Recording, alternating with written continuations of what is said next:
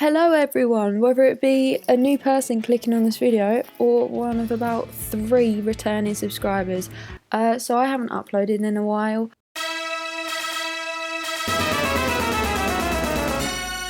I am trying to gain an active viewership base.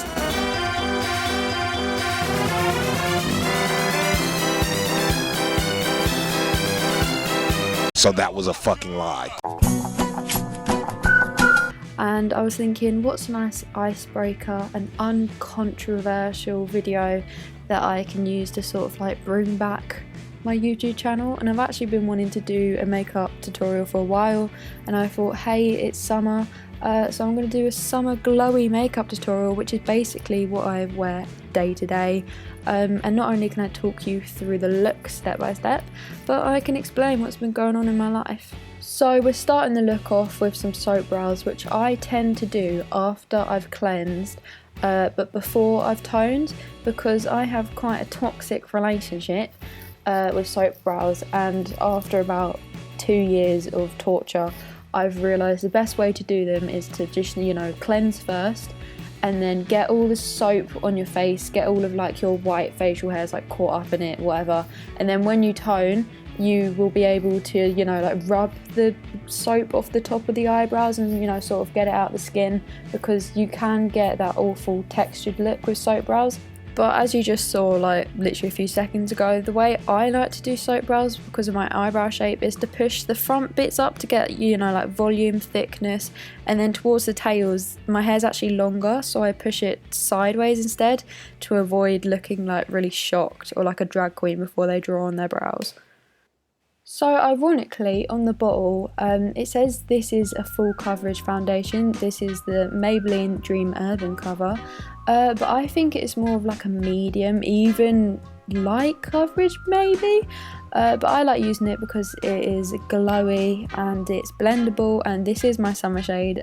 My neck isn't the same colour, but it hasn't been that sunny recently, but I like using this foundation because I tend to use more concealer rather than foundation. And here you can see me using the Maybelline Instant Age Rewind Concealer, which is very full coverage. It's my favourite one that I've tried so far. I haven't really tried many concealers, but this one, I've just been using it for the last like 3 years, and I do forget to blend my eyelids. I do come back to that.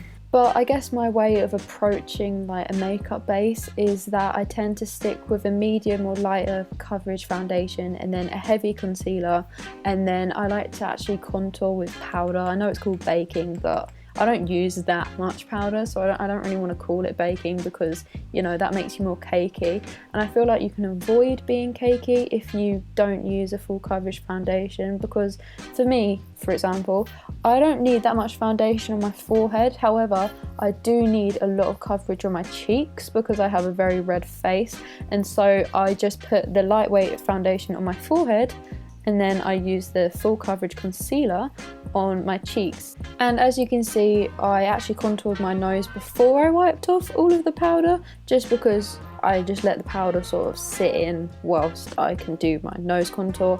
And here I'm just using bronzer, which I sort of use for contour. I avoid using contour now because I feel like it makes you look a bit like washed out or like grey, whereas bronzer is very like orange, very summery, and so I just staple it on rather than like brush it about, because I feel like that takes off the makeup underneath. And so if you use like a stippling brush like I have, you can avoid taking off all the foundation, concealer underneath.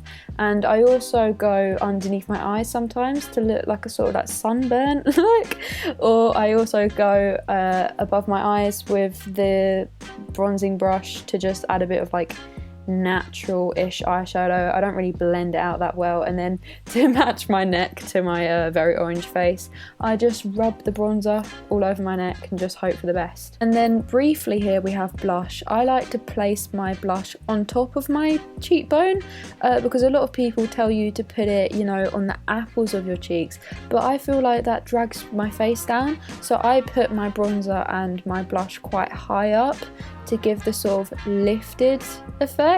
And then to carry on that sort of like lifted facade, I just use brow gel, and again I'm pushing up my eyebrow hairs, like they're going upwards rather than down, and then I fill in the bits that I've missed with powder. And this is where I think my makeup sort of becomes like a mix between 2018 Instagram makeup and then 2020 like fluffy brows. But personally, I think when using powder on eyebrows it can look a bit blocky, so I just go back in with remaining concealer on my beauty blender and just blend it out the fronts. Now the rest of the makeup is sort of like self-explanatory, like I'm literally just using brow gel and then highlighter. But I've actually been wanting to make a YouTube video for a while, and you know what, it seems like I only get the motivation to make YouTube videos when I've hit rock bottom. So this is why I'm making the video now. But I do have a lot of ideas for YouTube videos. I'm going on holiday in 2 weeks, and I'm really excited to do, because basically I cope with my emotions by buying new clothes. So I really want to make like a holiday like haul, or like, you know, like come pack with me for my holiday, because I'm so excited to be going abroad, because it was sunny in the UK for like 3 days and now it's miserable again, and I'm one of those people that, oh shit, I just dropped my makeup brush but I'm one of those people that's really affected by weather, so I'm glad to, you know, be in the sun. I don't actually know what I was waffling about there, but this is the finished makeup look. And you know, as I was talking about before, I do actually want to continue my YouTube channel. And when I made videos about 4-5 months ago, I think it was pretty obvious that I was watching a lot of video essays, and like I tried to plan my videos to have like meaning behind them or to be like smart. But you know, I've realised that videos don't actually have to have a deeper meaning behind them. And you know, I just want to make videos about makeup and fashion because it's fun.